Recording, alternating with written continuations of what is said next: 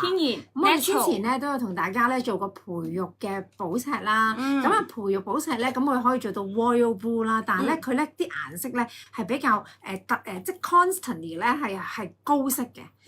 咁但係我哋而家咧今日咧係買天然，你見到咧佢會有天然嘅深淺色啊，有天然嘅棉水啊，或者天然嘅 inclusion， 但係天然嘅就係咁啦，獨一無二。近啲俾你哋睇。哇！你見唔見到啲天然嘅深淺色啊？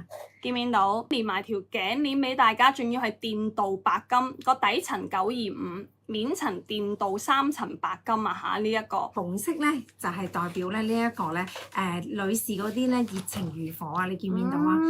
粒粒扣㗎嚇，呢啲咧全部咧一粒一粒扣嘅。呢啲師傅咧嘅工藝好考工㗎，因為要做到咁柔軟啦，咁 smooth 啦，同埋咧呢啲價錢係超抵嘅。講緊咧嗱，呢啲都係天然紅寶石啊，紅寶石手鏈啊，都係呢個款式咧3000幾啊，3000幾。係啊，係啦，見唔見到啊？出面做緊呢啲價，好癲㗎啲價，3000幾。嚟啦，最強旺夫石係啦，最強旺夫石啊，碧璽係啦，碧璽。咁咧仲要咧係有唔同顏色嘅碧璽都有晒喺度啦。咁啊，玲而家戴住啦，玲㗎，有粉紅碧璽啦，有黃碧璽啦，藍碧璽啦，綠碧璽啦。咁咧碧璽咧其實咧係被形容為最強旺夫石啊，仲可以咧令到你家人咧嘅關係更加之和諧，同伴侶啦同埋孩子之間咧個健康咧都會得到改善喎。